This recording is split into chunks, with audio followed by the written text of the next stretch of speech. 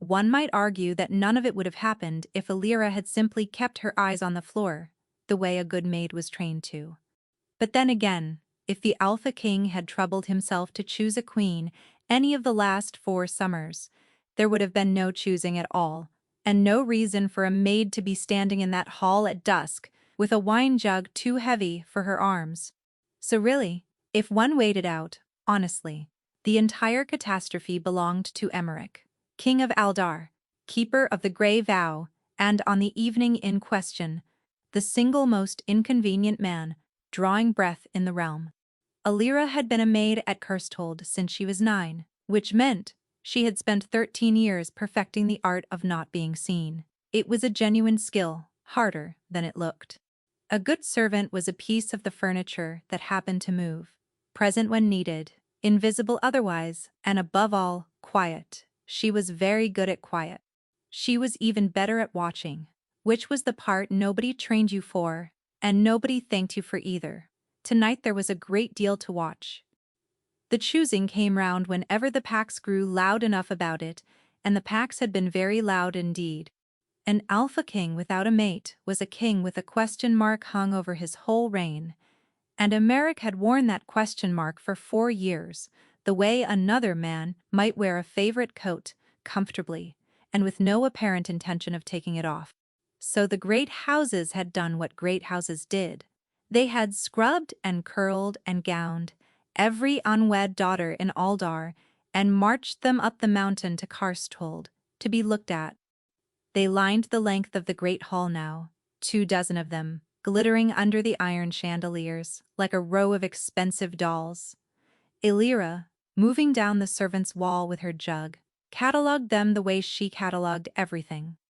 The Vialoran girl, Lady Senna, stood at the head of the line where her house had paid to put her, chin up, certain as sunrise.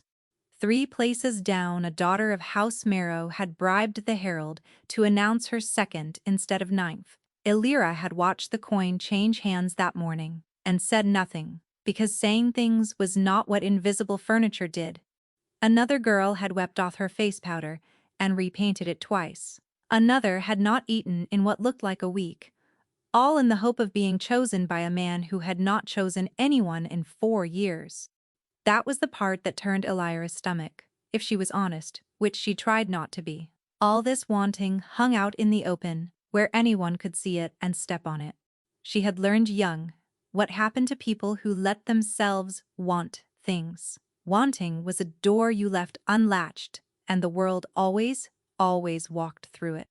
So she had latched hers a long time ago and thrown out the key, and she watched the noble daughters ache in their silk, and felt something that was almost pity, and almost contempt, and mostly just tired. The horns sounded, the hall stood, and the Alpha King came in. She felt him before she saw him, the way everyone did, that pull under the skin, the old animal part of her going still and attentive as a true alpha crossed the threshold. When she did look, she understood the fuss the kitchen girls made, and resented understanding it. Emmerich of Aldar was tall and unhurried, and built like a man who had never once had to raise his voice to be obeyed, with dark hair pushed back careless and a mouth that seemed to be enjoying a joke he had not shared with the room. He wore the crown like it bored him. He wore everything like it bored him. That, Illyra thought, was probably the point.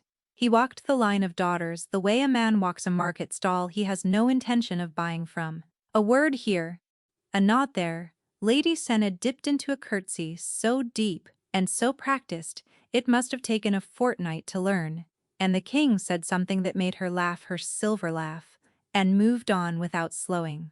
Down the line he went. A daughter of House Corvain fainted, gracefully aimed, folding toward him like a dropped scarf, and the hall gasped and fluttered, and not one of the great ladies nearest her actually moved to catch the girl's head before it struck the flagstones. Illyra moved.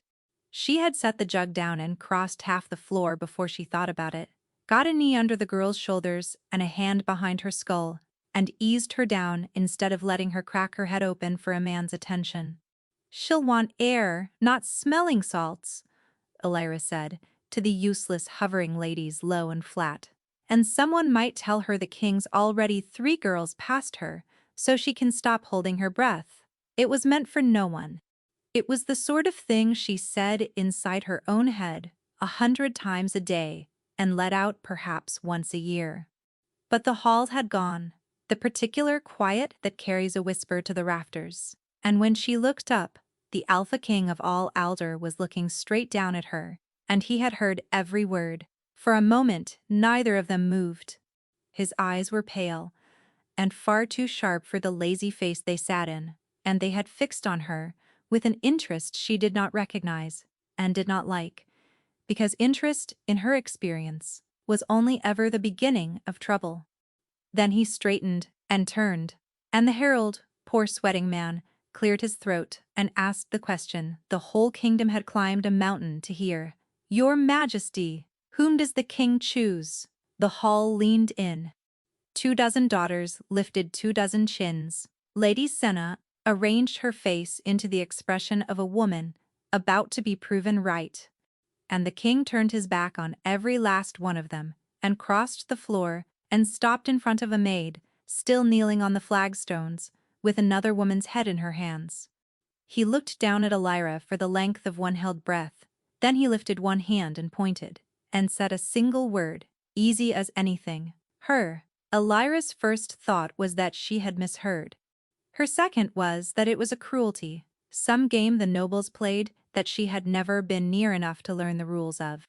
She actually looked behind her, at the wall, at the empty air, certain the word had been meant for someone with a name worth saying. There was no one behind her. The whole hall had turned to stare, and the king was still pointing, still watching her with that unhurried certainty, waiting for her to understand.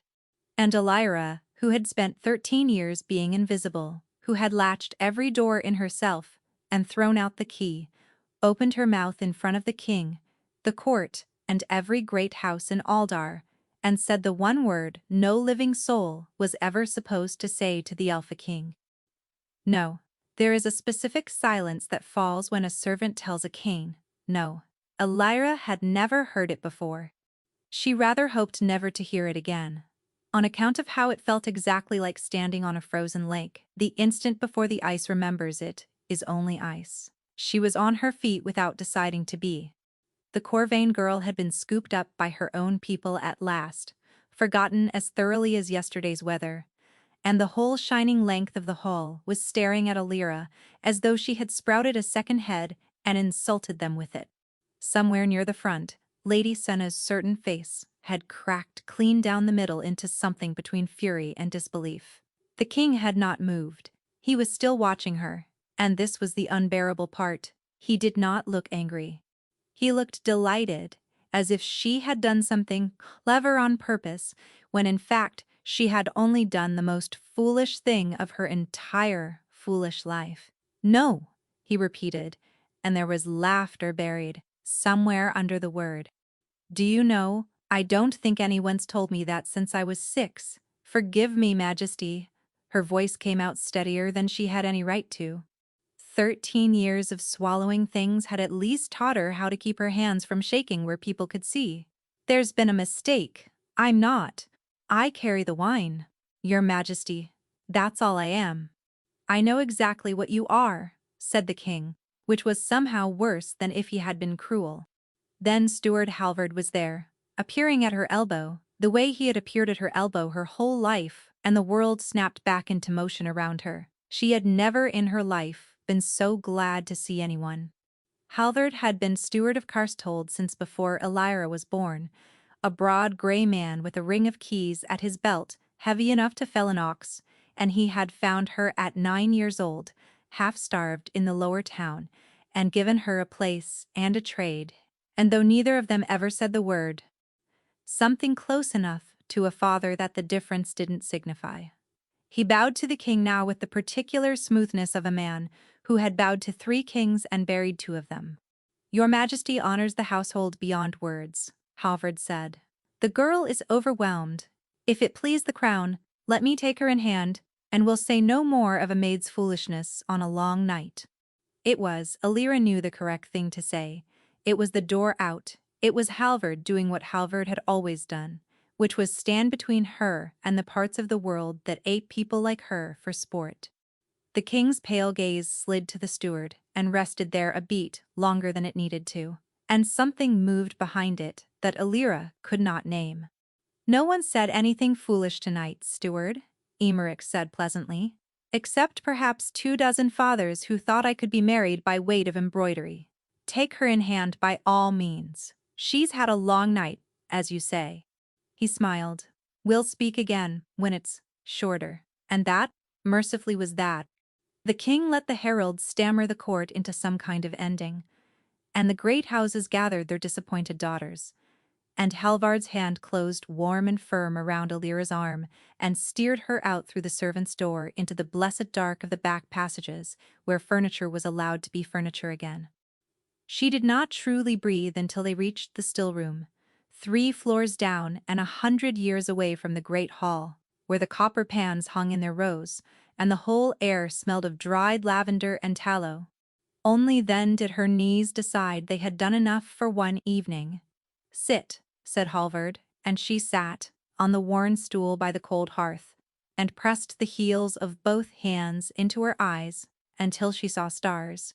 "He didn't mean it," she said. "It was a game. Some cruelty of the court I'm too low to understand. Wasn't it, Halvard? Tell me it was a game." Halvard did not tell her it was a game.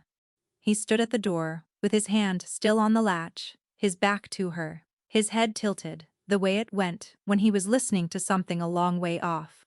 And when he turned around, his broad gray face wore an expression she had seen exactly twice before. Once the winter the fever took half the lower town, and once the night the old king died. It was fear, carefully folded up and put away where it wouldn't frighten the children. But she was not a child anymore, and she saw it. "Alira," he said very gently, "what did you say to him? Before the choosing? What did he hear you say?" "Nothing. That the Corvain girl should stop holding her breath. That he'd already walked past her." Her stomach turned over. "Halvard, it was nothing. It was the kind of thing you tell me to keep behind my teeth," and he heard it. Halvard breathed out, slow. "Of course he did. Of all the—" He stopped himself, scrubbed a hand down his face. "Girl and Alpha King does not point twice. Do you understand me? He does not choose and unchoose like a man picking apples. When Emmerich of Aldar lifts his hand in a full hall and names a woman before the court, that is not a courtship. That is a claiming. It is done. It was done the moment he said the word, and the whole of Aldar watched him do it. And there is no soul in this realm, not you, not I, not the girl herself, with the standing, to take it back." The still room had gone very cold. Somewhere above them, a bell began to ring, slow and iron and wrong for the hour, and Halvard's head came up sharply at the sound of it. "That's the king's bell," he said low. "Someone's called for the king's own guard at this hour." His frown carved itself deeper. "Someone's given an order that went clean over the head of the whole household, and there's only one man in Karstwold who can do that." And under the second toll, Alira heard it too. Coming down through the stone, toward the still room. Footsteps, not the tramp of a squad, sent to drag a maid to the cells. One man. Unhurried. Coming this way and taking his time about it, the way a man walks when he already knows the door will open for him. Halvard went very still. The footsteps reached the passage. Stopped. And Alira's heart slammed once, hard against her ribs, because she understood, a breath too late, that the king had not sent for her. The king had come himself. The door of the still room opened, and the Alpha King of Aldar ducked his head under the low lintel and stepped into a room built for scrubbing pots, and the whole cramped, lavender-smelling place rearranged itself around him. Alira felt it happen the way she'd felt it in the hall, only worse for the closeness of it, the air pulling taut, her own wolf lifting its head beneath her skin and coming to attention whether she willed it or not. In the great hall, surrounded by gold and horns and 24 daughters, she had somehow let herself forget what he was. Down here, 3 floors under the world with the copper pans throwing back his reflection, there was no forgetting. He filled the doorway, and then the room, and he had left the bored, careless court face upstairs. What had come downstairs with him was quieter and far more dangerous, and it was looking directly at her. "Your Majesty, this is a servant's floor. Had you sent word, I'd have brought the girl to you." "I'm sure you would have, steward." The king did not look at Halvard. He was still looking at Elira, and there was the ghost of that delight again, warming the corner of his mouth. "But I find I get a truer sense of people on their own ground than on mine, and I wanted a truer sense of you." He tilted his head. "You told me no." "I did, Majesty." There seemed no use pretending otherwise. Half the kingdom had heard it, and I'll take whatever's owed for it. But I'd ask you not to punish the household for a fault that's only mine. The steward had no part in my punish. Emmerich said the word like it tasted strange. "Is that what you think this is?" He crossed to the cold hearth and, to Elira's complete astonishment, sat down on the second stool, as though he sat on servant stools every day of his life. It put his pale eyes nearly level with hers. "I've had a great many people bow to me tonight, Elira. 24 of them rehearsed it for a month. Do you know how many told me the truth?" He held up a hand, closed it into a fist with the thumb still out, and considered the thumb. "She was kneeling on my floor with someone else's fainting fit in her lap, and she said the plainest true thing I've heard in 4 years, and she didn't even know she was saying it to me." He knew her name. She had never told him her name. "That's not a reason to marry a maid," she said, before she could stop herself, and heard Halvard's small pained breath from the doorway. "Isn't it?" The king seemed genuinely to weigh it. "I've been offered beauty, and I've been offered alliances, and I've been offered land that stretches further than a man can ride in a week. I have never once, in 4 years of being weighed and measured by the finest houses in Aldar, been offered the truth for free, and then a woman who wants nothing from me hands it over as though it were nothing at all." His mouth curved. "You'll forgive me if I find that rather more valuable than embroidery. People want things from you all the same, Majesty, whether they show you or not." She should stop talking. She could not seem to stop talking. It was the king's own fault, sitting there level with her eyes and asking to be answered. "You've simply picked the one servant in Aldar, careless enough to let her mouth run in front of you, and mistaken it for something finer than it is. Have I?" He said it soft. Not a question, and something in it made her look away first. "Then it seems I'll have to find out, which is inconvenient for us both, because as your steward has surely told you by now."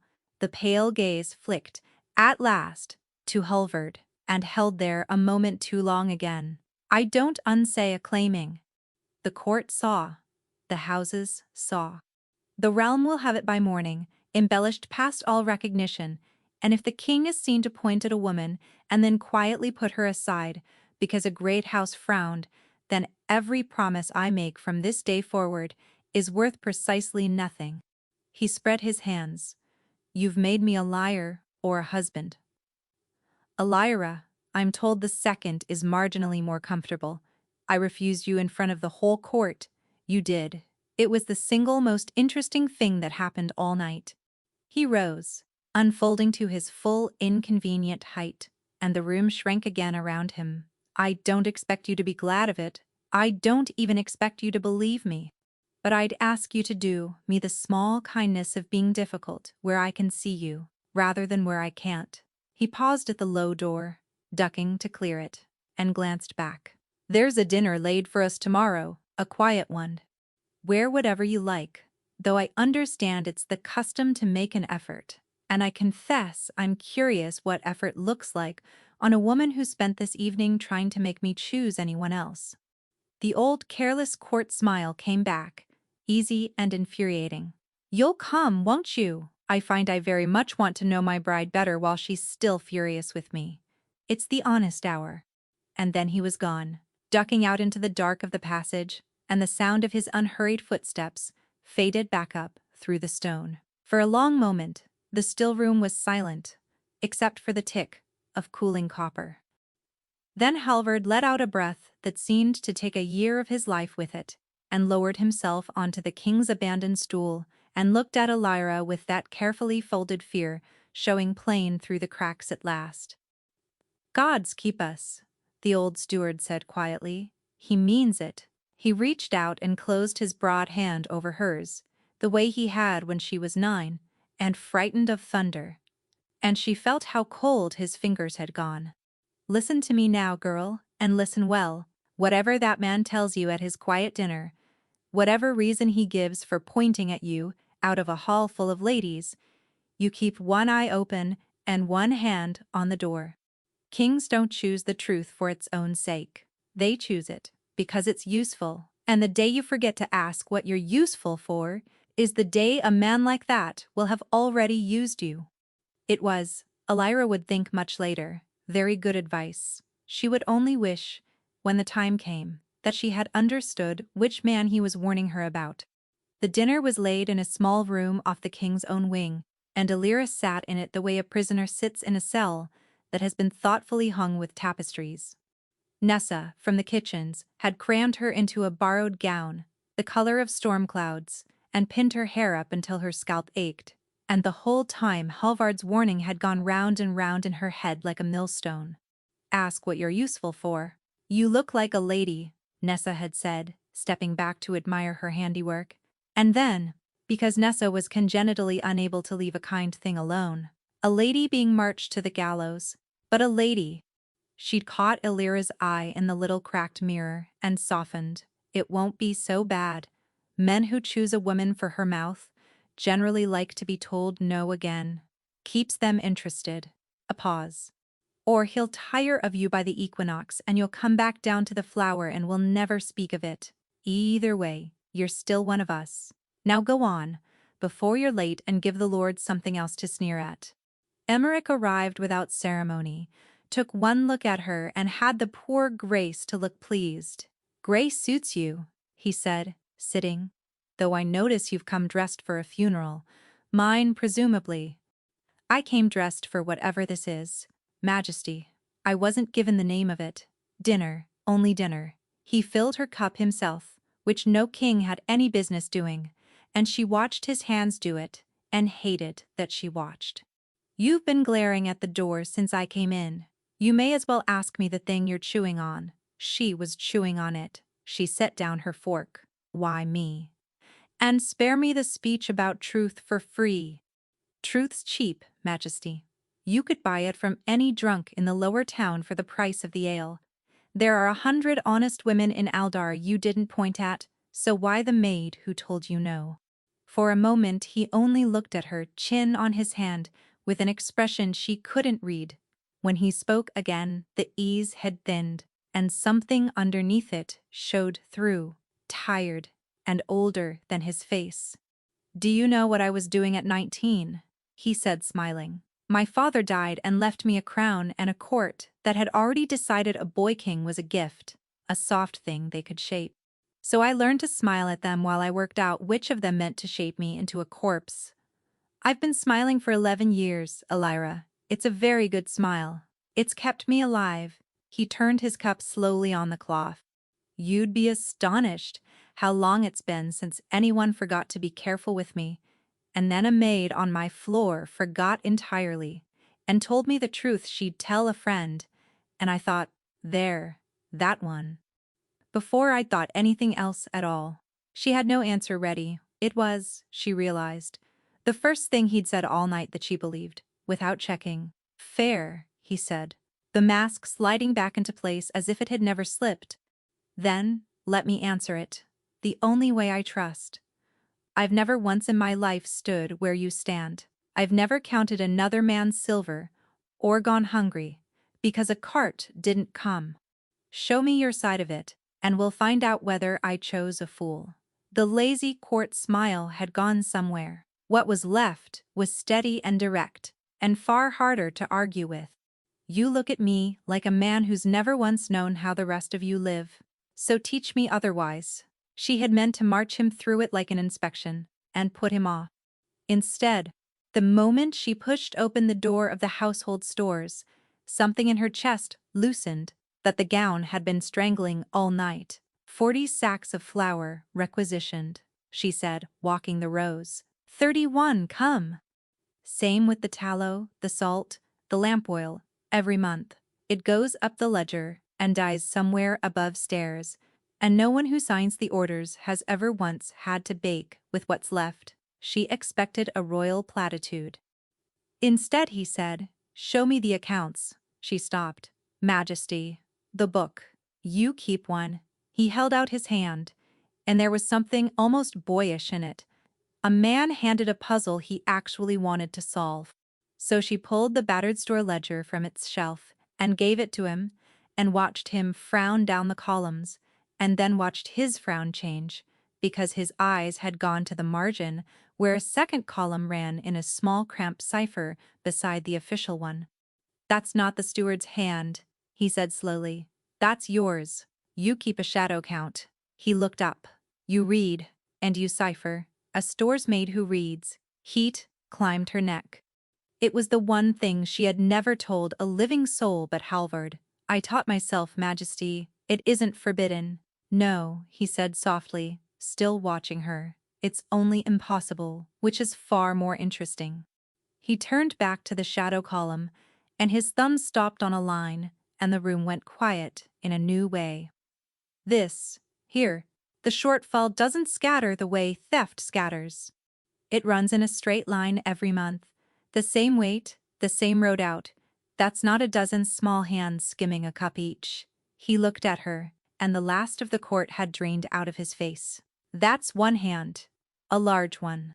Upstream of you, and high." "I know," Alira said, before she could think better of it. "I've known for a year. I could never say it because I'm a maid. And the numbers only matter when someone with a name says them. You have a name now." He closed the book gently and held it a moment as if it weighed more than paper. "Keep counting quietly. Tell no one you're doing it, and bring the shadow book to no hand but mine." His voice had dropped low. "Will you do that for me?" And Alira, who had been warned that very night to ask what she was being used for, felt the whole question sharpen suddenly to a fine and dangerous point, because the king of Aldar had just asked a store's maid to spy inside her own house, and she could not for the life of her tell whether she'd been chosen for her honesty or her ledger. She should have refused. She was becoming, she noted grimly, a woman who did not refuse this man nearly enough. For a fortnight she counted, and for a fortnight the king found reasons to be wherever the counting was. He came to the stores at the cold edge of the night watch with 2 cups of spiced cider and handed her one. And when his fingers brushed the back of her hand, the whole arm lit up to the shoulder and she nearly dropped it.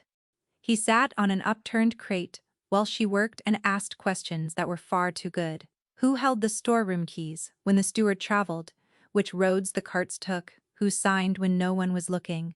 And she answered them, and told herself it was the accounts he wanted, and did not quite believe it. Because he kept looking at her mouth when she talked, and she kept letting him. "You've stopped again," he said one night. "I'm thinking. You're not. You're strategizing. I can always tell." He leaned in. "Go on. Tell me the thing I won't like." So she told him the thing he wouldn't like, which was that a man with the time and leisure to court a store's maid over cider plainly hadn't the faintest idea what difficulty was. And he laughed, a real one, surprised out of him, and she felt the answering pull at the corner of her own mouth and looked away before it could win. "There it is," he said. "You nearly smiled. I've been at this a fortnight. I intend to see the whole thing before I die. You'll be waiting. I'm patient. I've a kingdom's worth of practice at wanting things I'm not allowed." He said it lightly, but the words landed heavier than he meant them to, and for a moment neither of them filled the silence. Then he asked her about the lower town, not the way the nobles asked, to be horrified, but the way a man asks about a country he means to visit. And she found herself telling him things she'd told no one. About the winter she was 8 and learned which doorways kept the wind off, about Halvard's hand closing round her wrist in the market, and the whole of her life turning on it. He listened without once reaching for a joke to hide behind. And that, she thought later, was the most dangerous thing he ever did to her. It was on the walk back across the outer yard, in the dark, that she heard it. Stone scraping leather, off to the left, where the shadows pooled thick beneath the granary steps. She stopped. She had crossed this yard 1,000 times in 13 years. She knew its every ordinary sound, and that was not one of them. Majesty, be still. Is this the part where you confess I've charmed you after? She hit him in the chest with the flat of her arm and drove him sideways, and the crossbow bolt punched through the air where his throat had been and buried itself in the granary door with a wet crack. "Ah," said the king with idiotic calm, "that, behind me wall now." She shoved him into the angle of the stone where nothing could come at his back, and her hand had already found the little paring knife she had carried in her sleeve since she was 9 years old and starving in the lower town, where a girl learned early that the world came at you in the dark, and you met it, or you didn't. 3 shapes peeled out of the shadow, faces wrapped. She had time to think, why wrap your face, unless you already know you'll be seen and live to be recognized? And then there was no more time. She did not fight like a soldier. She fought like the lower town, low, filthy, and fast, a fistful of granary grit into the first man's eyes, the paring knife across the back of a reaching hand, her whole weight dropped onto the side of a knee that was never built to bend that way. It was over in the space of 10 breaths, not because she was strong, but because she did not fight fair, and they had expected a maid. A whistle cut the dark, sharp and clean, and the two still standing broke off together, not scattering, not panicking, but wheeling and gone, like men recalled a disciplined retreat. Someone had trained them. Silence crashed back over the yard. Her heart was slamming.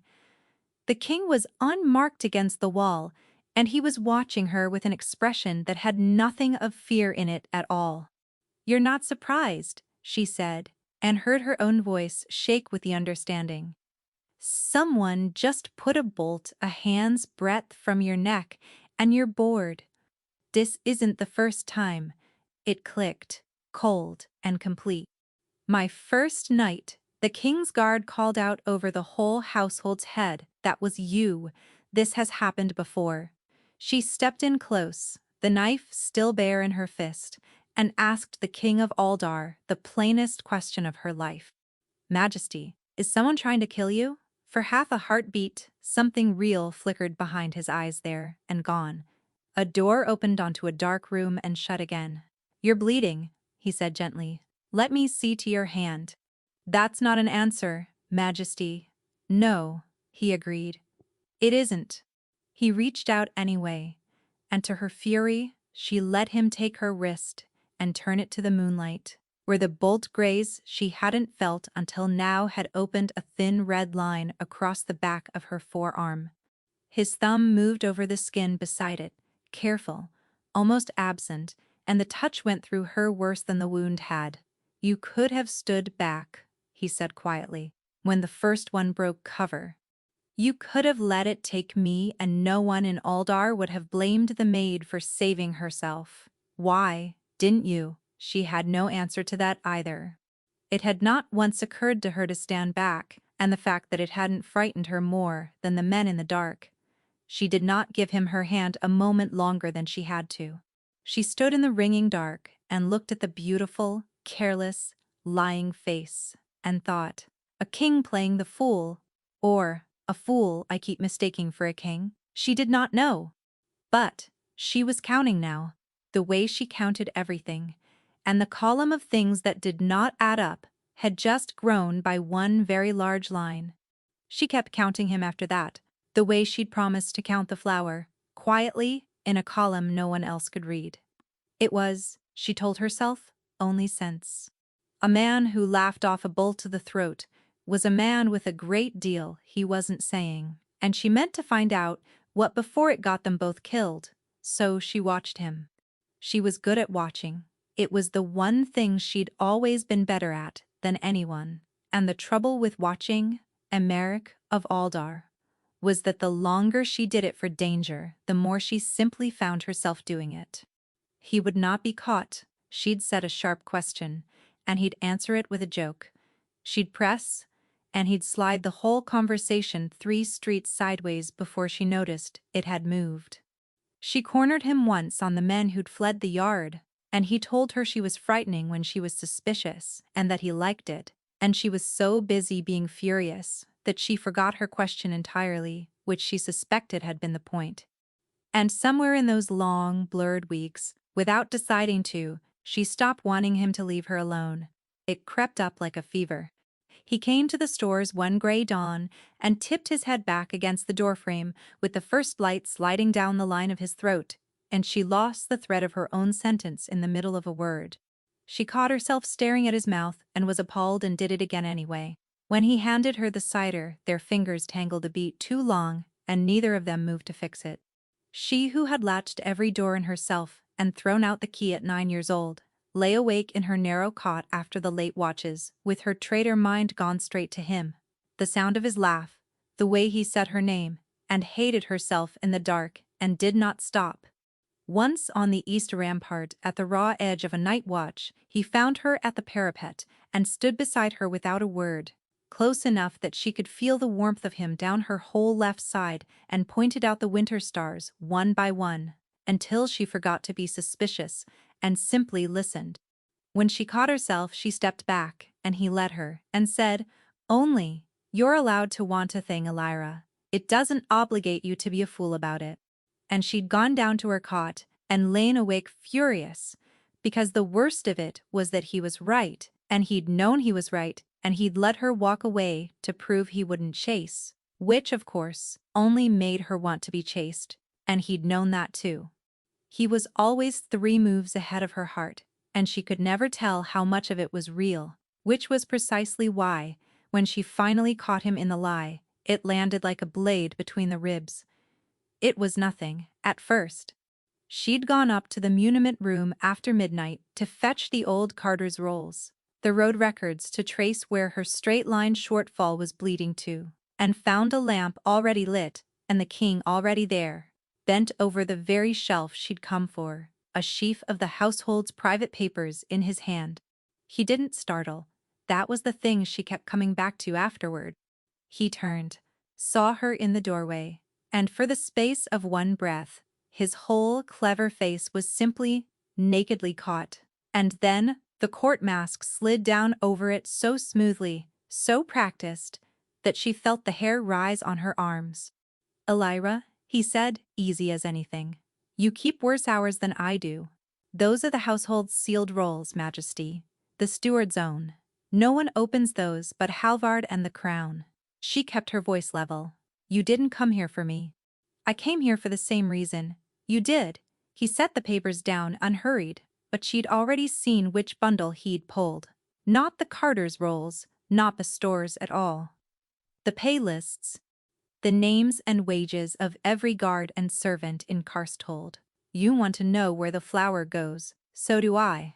It was a good answer. It was a very good answer, and that was exactly what frightened her, because a man who always had the answer ready before you'd finished the question was a man who'd rehearsed the question first. She thought of the pointed things he'd asked her, the keys, the roads, who signed when the steward was away, and understood, all at once and far too late, that she had spent a fortnight believing he was courting her when he might only have been interviewing her. "You're not hunting the same thief I am," she said slowly. "You're hunting a person. You already have a name. Don't you, Elira?" Her name, in that low, careful voice. The one he used on frightened councilmen. The one he had never once used on her in a fortnight of cider and stars. She felt the change in it, like a change in the weather. "Some things it's safer not to have said aloud, for you as much as me. Don't." The word came out sharper than she meant. "Don't do." The gentle voice. "You've never used it on me, and I won't have you start now, not to manage me out of a room." She stood her ground in the doorway, though every trained instinct told her to bow and go. "You asked me the keys. The roads. Who signs when the steward's away? A fortnight of it, and I thought you were learning me, and you were only drawing a map, so say it plain." "The way I said it plain.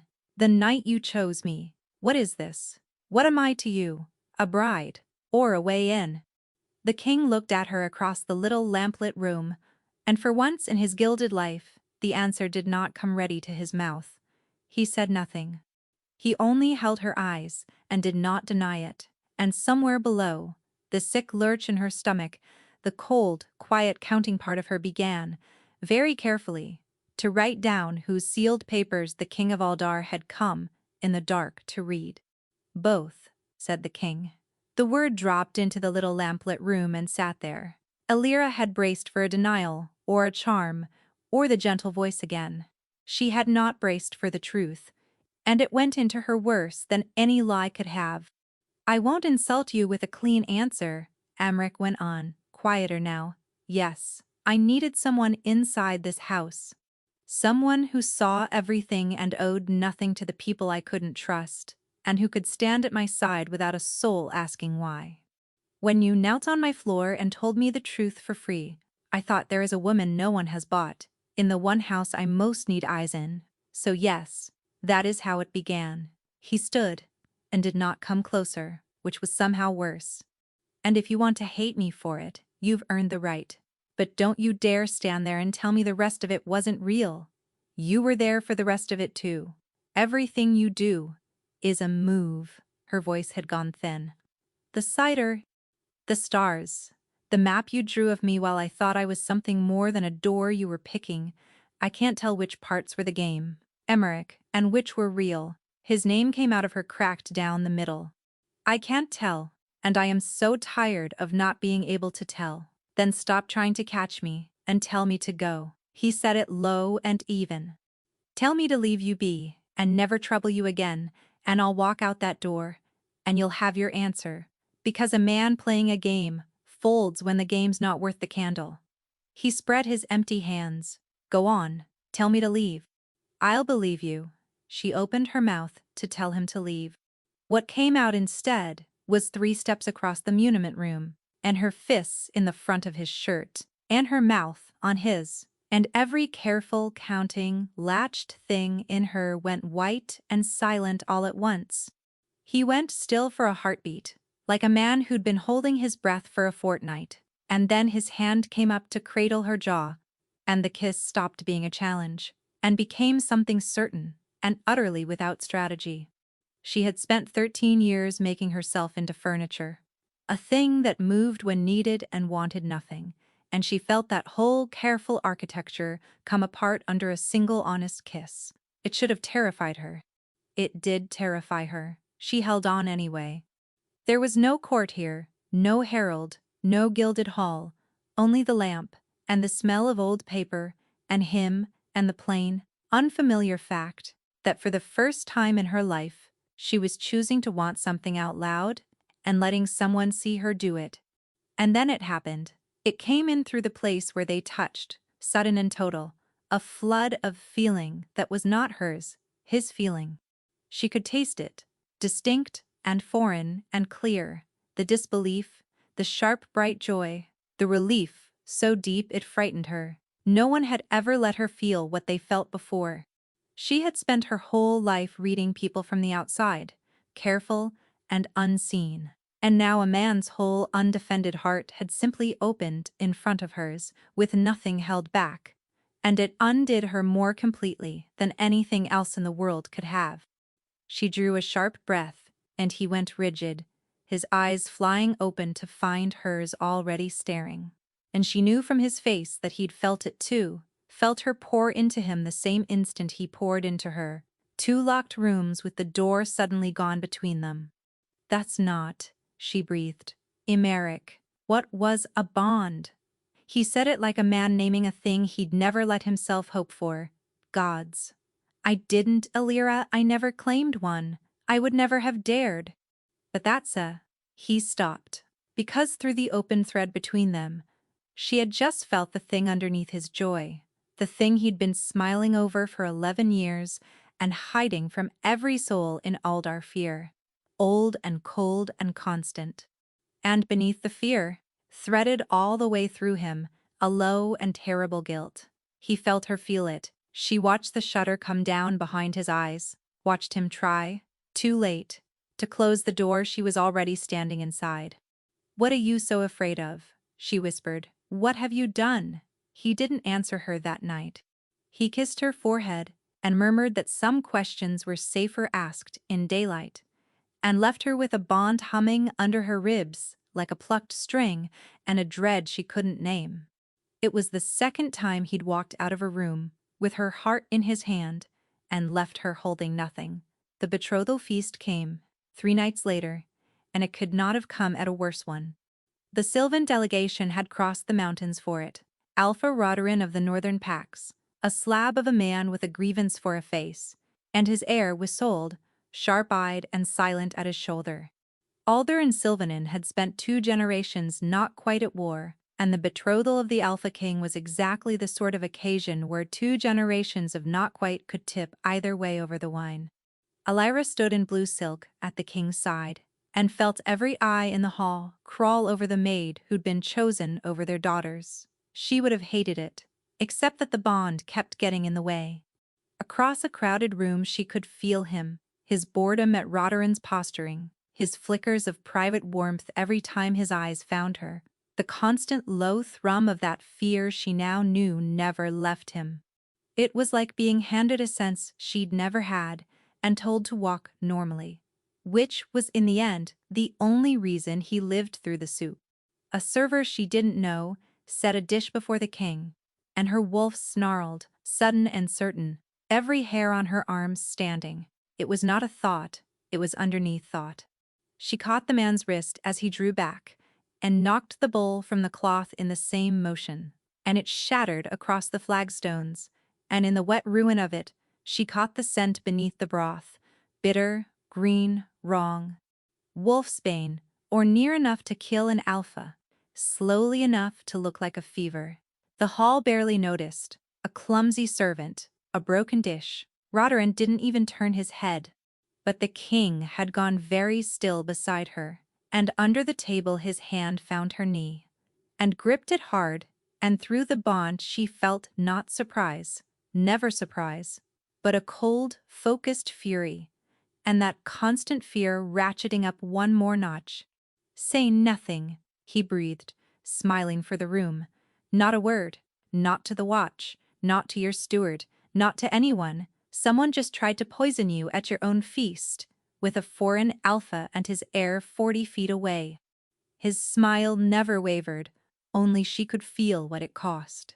"If it's known that the King of Alder can be reached inside his own hall, on the night he pledges his house, I will have sylvan swords over the mountains before the thaw. Rodarin is looking for a reason. I will not hand him one across a broken soup bowl." His hand tightened. "I need you to trust me. Let me handle this my way. Can you do that?" Every trained instinct she owned said.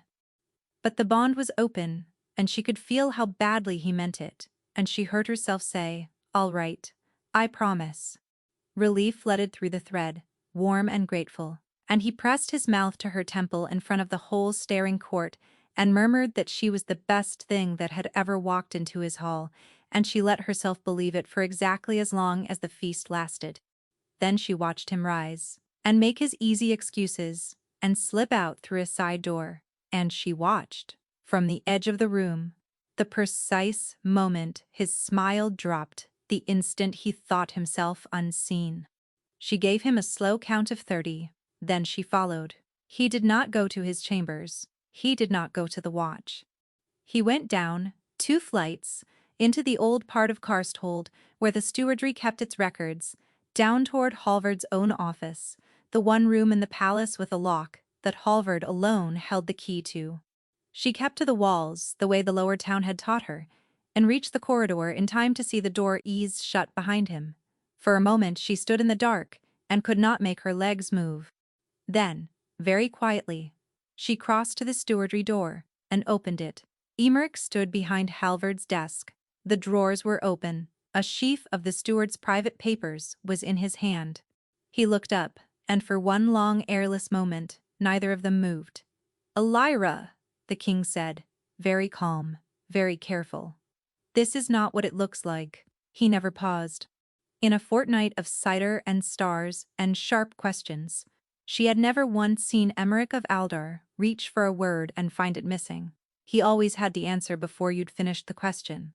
Now, he stood behind Halvard's desk, with the papers in his hand, and he paused. "Say something better than that," she said, and hated how her voice shook.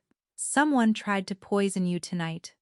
You told me to stay silent, to trust you, and then you come straight down here in the dark, to break into my steward's private rooms. So tell me, Emeric, tell me true, for once in your gilded life.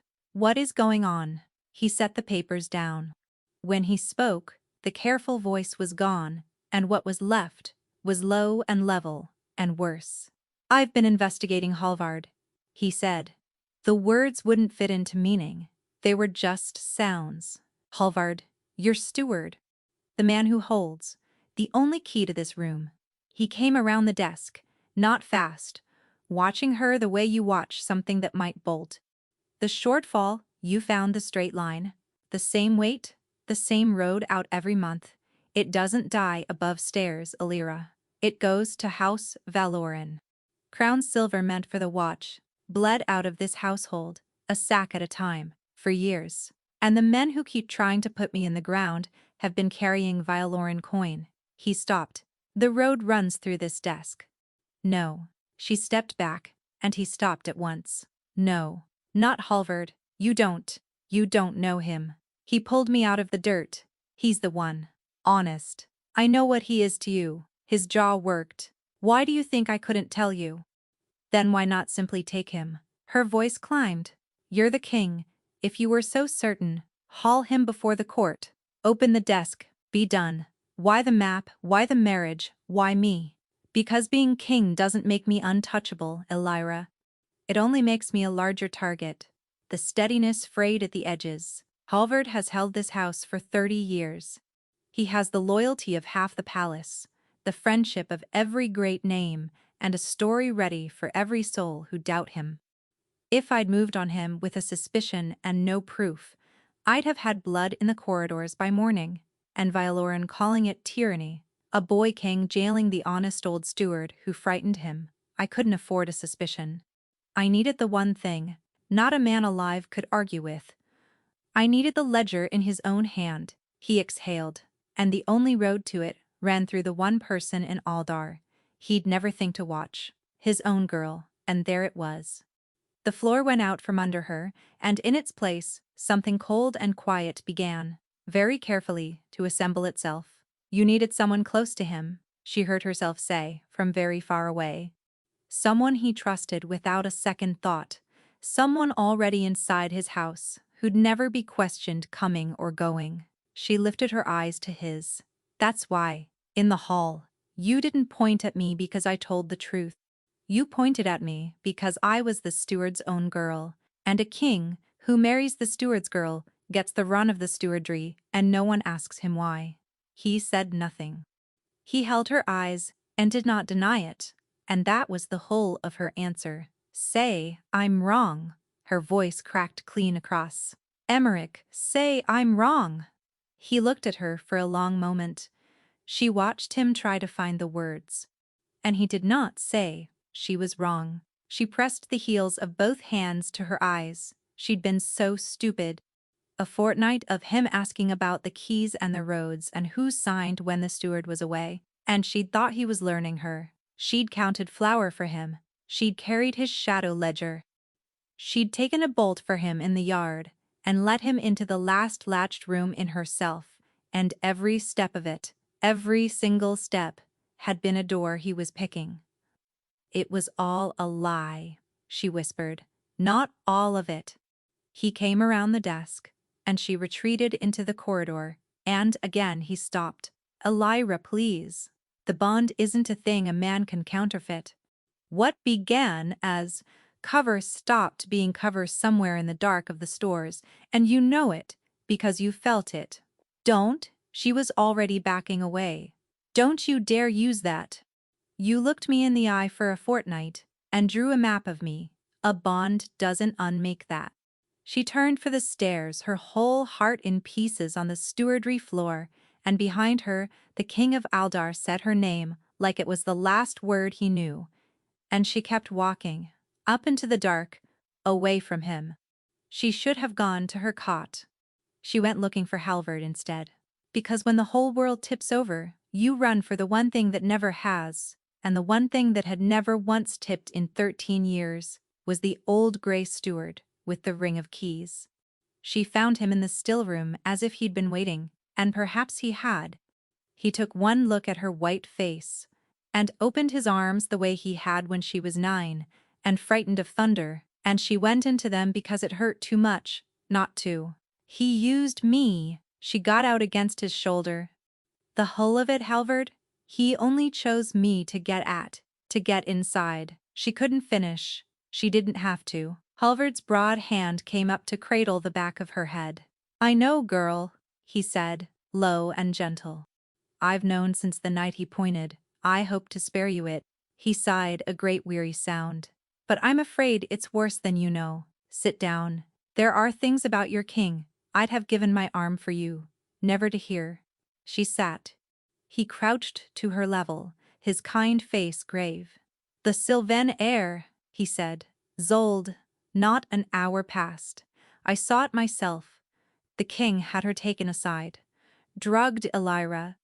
Compromised, so her father would find her ruined and have no choice but to sign the alliance. He wants. A boy king shores up his throne with a foreign marriage price, and a girl pays it. His mouth thinned.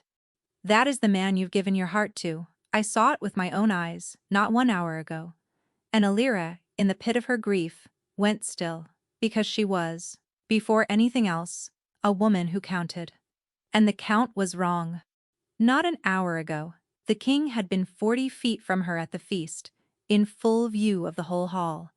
And then 2 flights down in this very building, with his hands in Halvard's desk and his eyes on hers, she had followed him. There had been no hour in which he stood aside with the Sylvana air, because she had watched every minute of it herself. The timeline didn't fit, the story didn't fit, which meant Halvard was lying. The man who'd pulled her out of the dirt was crouched in front of her, holding her hands, lying to her face, and doing it well, the way a man only lies well when he's had years of practice. The straight line. The same weight, the same road out, every month. The road runs through this desk. Emmerich hadn't been in the stewardry to plant a lie.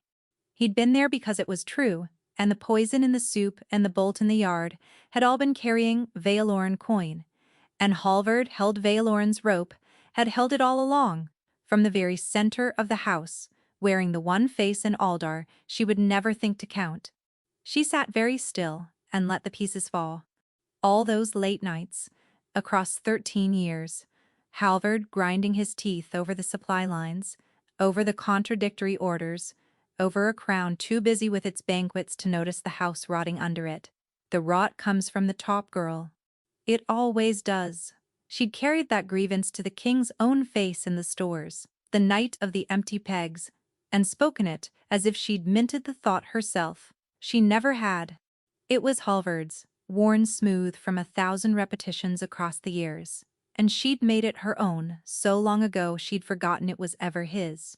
She saw, cold and clear, how neatly a girl lifted out of the gutter could be honed into a knife, grateful and sharp and pointed wherever her maker chose.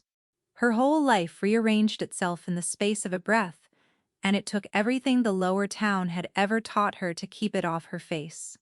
"What do we do?" she asked, and let her voice break, which was easy, because part of it was breaking in earnest. Halvard, tell me what to do. His eyes sharpened with something that was almost hunger.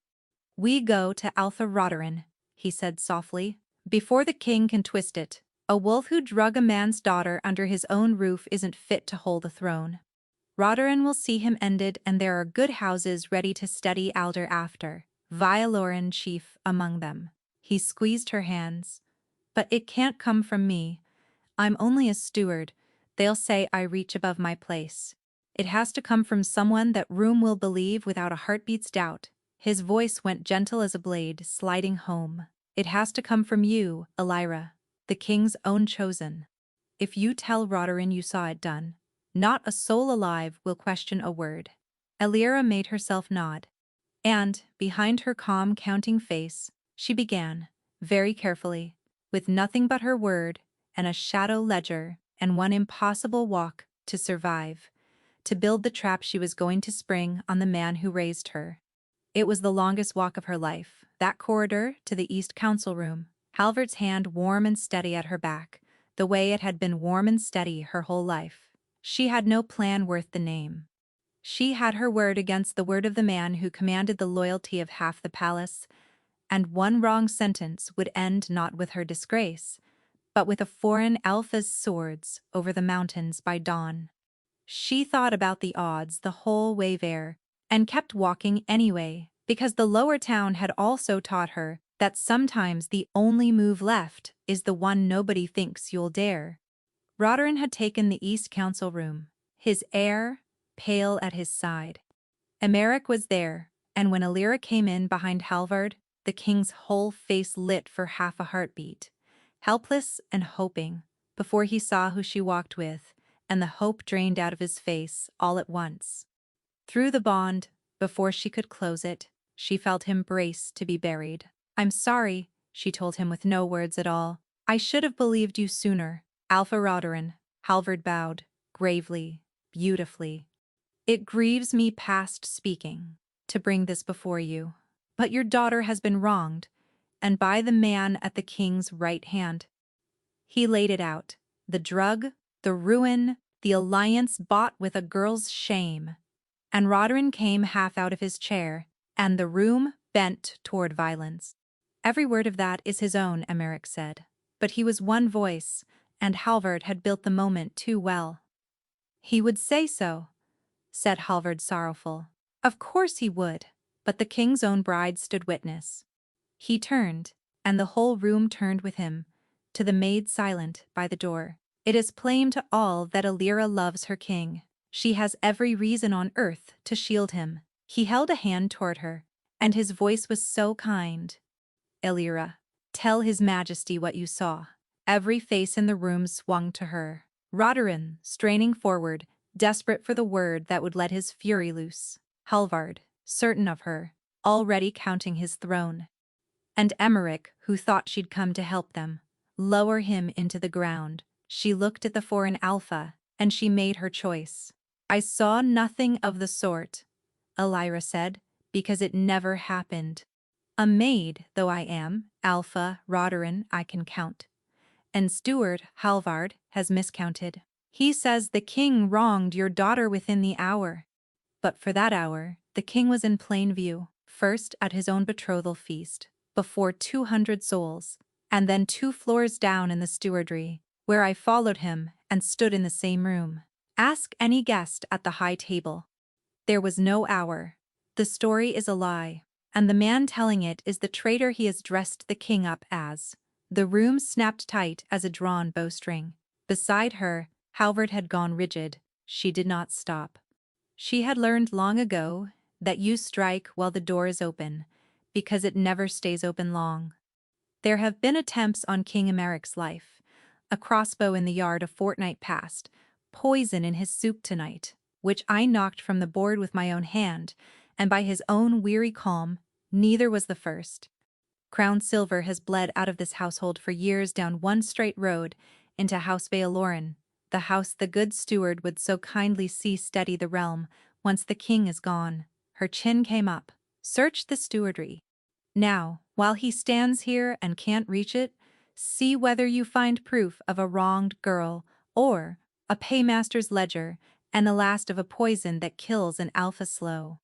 "This is hysteria," Halvard said, and his calm cracked straight across the middle. "She's distraught. The king has turned her head." "Then a search costs you nothing," said Alpha Roderin, very quietly.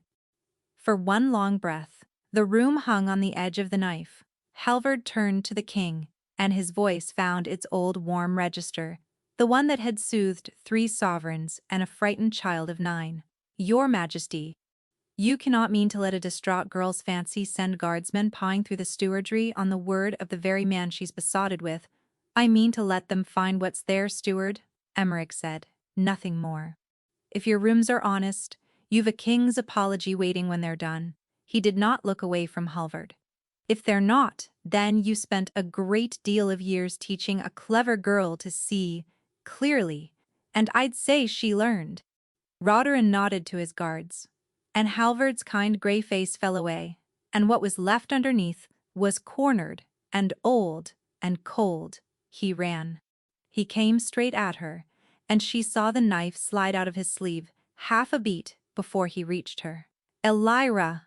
The king's voice raw with terror somewhere behind her. But this, at least, was the one thing in the whole night she knew in her bones how to do. She turned into him instead of away, caught the knife arm at the wrist, and used the old man's own weight and the lower town's oldest lesson to put him face down on the stone. Her knee dropped hard between his shoulders. She leaned close to his ear, so only he would hear it. "You taught me to keep everything behind my teeth," she said. "You should have remembered how much I was keeping." Then the guards had him, and hauled him up, and dragged him out, and it was done. The search took an hour. It found the ledger in Halvard's own cramped hand, and the last of the slow poison, and the Vialoran letters folded small behind a loose stone in the hearth.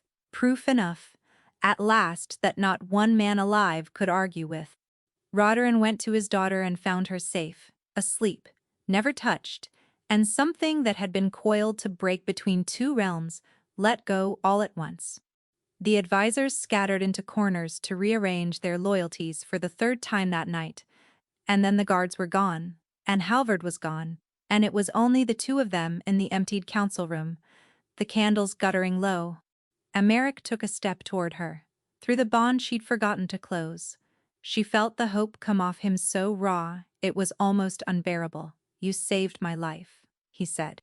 He was staring at her like a man watching the sun come up over a country he'd given up for lost.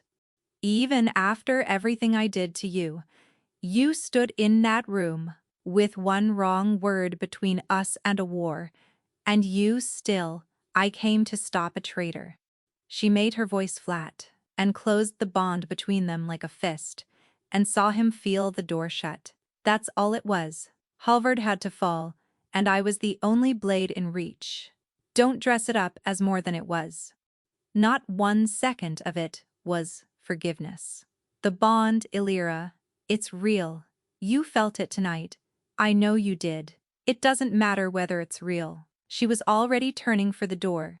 "You looked me in the eye for a fortnight and picked the lock on the last room I had. A bond doesn't undo that. It only means I'll feel it when you're sorry." She paused, with her hand on the frame, and did not look back. "I'm glad you're alive. You'll be a good king. You already are. When you forget to be a clever one. But I can't trust you. I don't know that I ever will again." And she felt it land in him through the last thread before she severed it. The understanding that he had broken a thing that does not come back whole. The light in his face guttered out. She walked into the dark of the corridor, and this time no voice called her name. She was keeper of the stores by midsummer, and she was good at it, and she had always known she would be. The straight road out of the household was closed. The rot Halvard had worked into Karsthold for years cut clean away, and the lower town had begun, cautiously, to love the boy king who'd let a stores maid tear the theft out of his own house by the root. He'd done that, she gave him that much, in the privacy of her own head, and nowhere else. He spent the whole of those months trying to win her back. The flowers came first, the entire barracks yard full of them one dawn, her own people grinning like fools to see what she'd do. "The infirmary," she'd said, "and the temple." He tried the council table next, where she now stood twice a week over the supply rolls, and he was always across from her, and he'd catch her eye, and his whole face would do something hopeful and undefended, and she would look back down at the numbers. He wrote to her 2-3 letters a week, in his own hand, some short, some running for pages, some not even about her at all, a posting, a grievance, as though her plain answer were still worth something to him. "I keep writing the same small word 100 ways."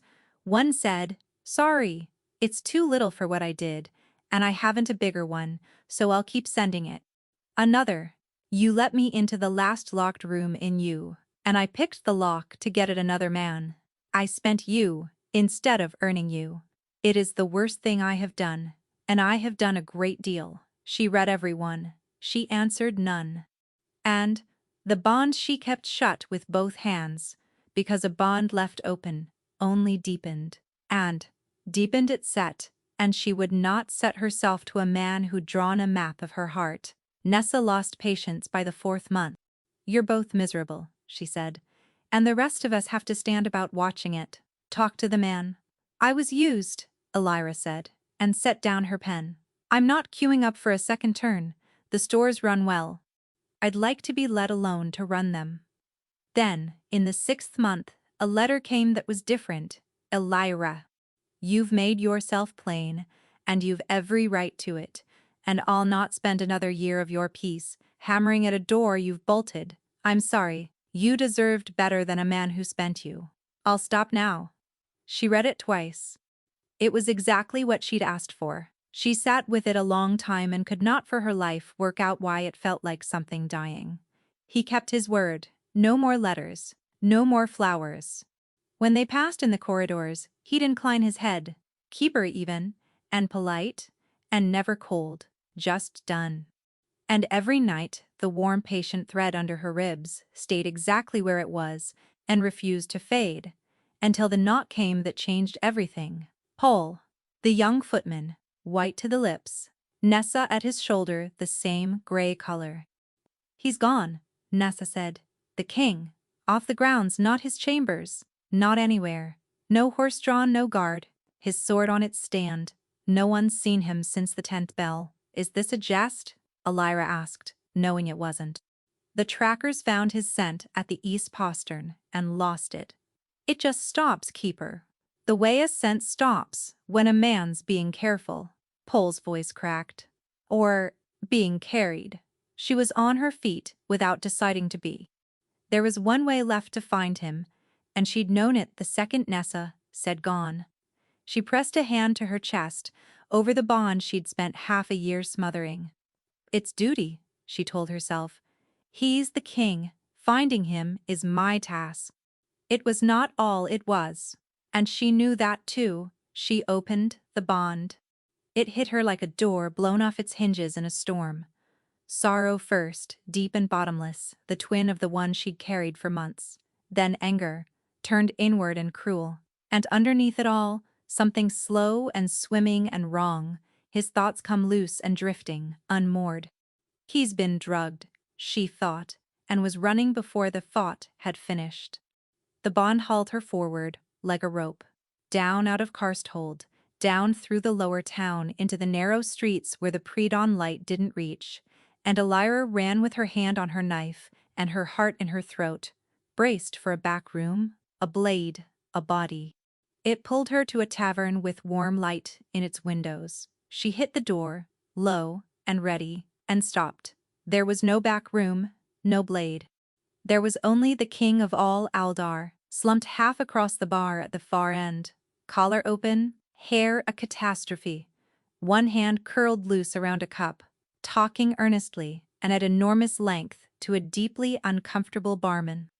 Behind her, Nessa arrived at a dead run and took it in. Is he drunk? Elira looked at the way he was holding onto the bar as though it might escape, at how his whole upper half swayed after his hand each time he gestured, like a sapling in a gale. Gods keep us, Nessa breathed. He is. Relief hit first, bright and hot and traitorous, because he was alive and whole and safe. And then, right behind it, a fury so complete she nearly saw white. Half a year she'd carried the closed bond like a stone, and he was drunk in a tavern. She thought he was dying. She crossed the room close enough to hear him. Of course I've apologized, he was slurring. For months.